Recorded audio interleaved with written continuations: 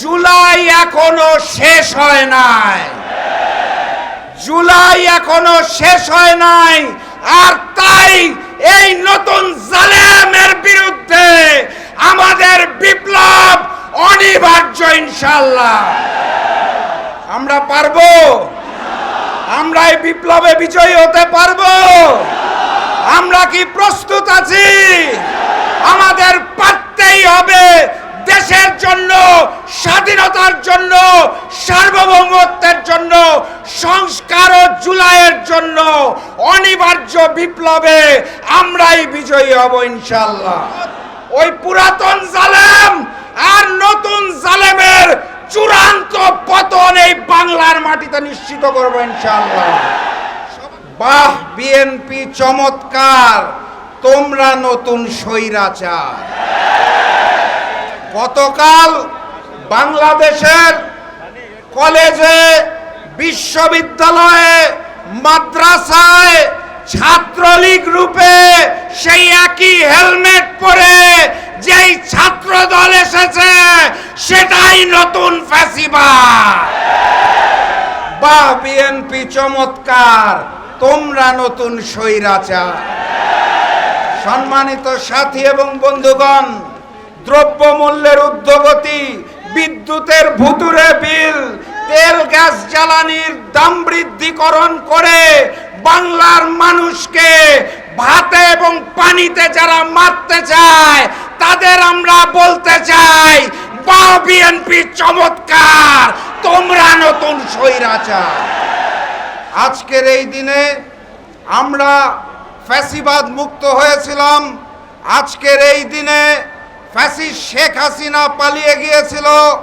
আজকের এই দিনে আমরা ভারতীয় আধিপত্যবাদ মুক্ত হয়েছিলাম।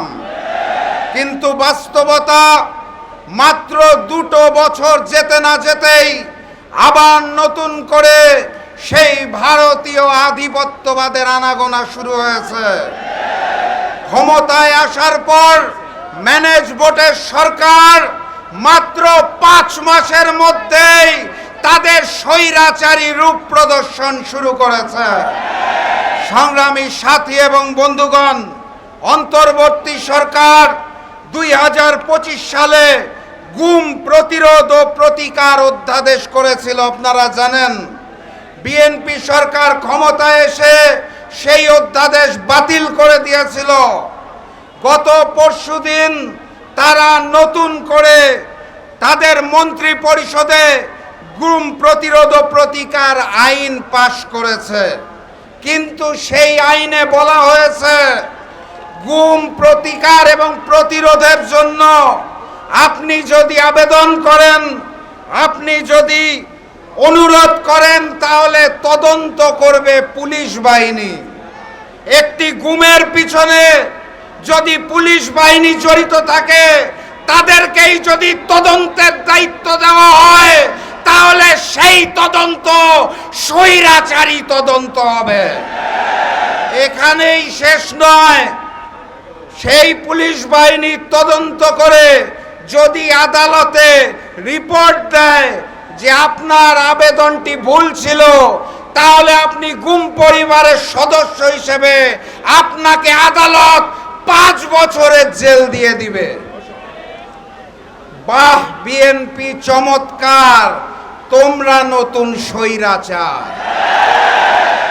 গতকাল বাংলাদেশের কলেজে, বিশ্ববিদ্যালয়ে, মাদ্রাসায় ছাত্রলীগ রূপে সেই একই হেলমেট পরে যেই ছাত্র দল এসেছে সেটাই নতুন ফ্যাসিবাদ।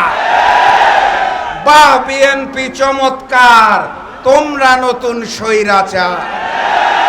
সম্মানিত সাথী এবং বন্ধুগণ, দ্রব্যমূল্যের ঊর্ধ্বগতি, বিদ্যুতের ভুতুরে বিল, তেল গ্যাস জ্বালানির দাম বৃদ্ধিকরণ করে বাংলার মানুষকে ভাতে এবং পানিতে যারা মারতে চায় তাদের আমরা বলতে চাই, বাহ বিএনপি চমৎকার, তোমরা নতুন স্বৈরাচার। সম্মানিত সাথী এবং বন্ধুগণ, আমিরে জামাত ডাক্তার শফিকুর রহমানের নতুন একটা মেসেজ পেয়েছি।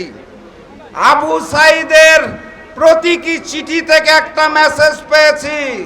সেখানে স্পষ্ট ভাষায় বলা আছে, জুলাই এখনো শেষ হয় নাই, জুলাই এখনো শেষ হয় নাই।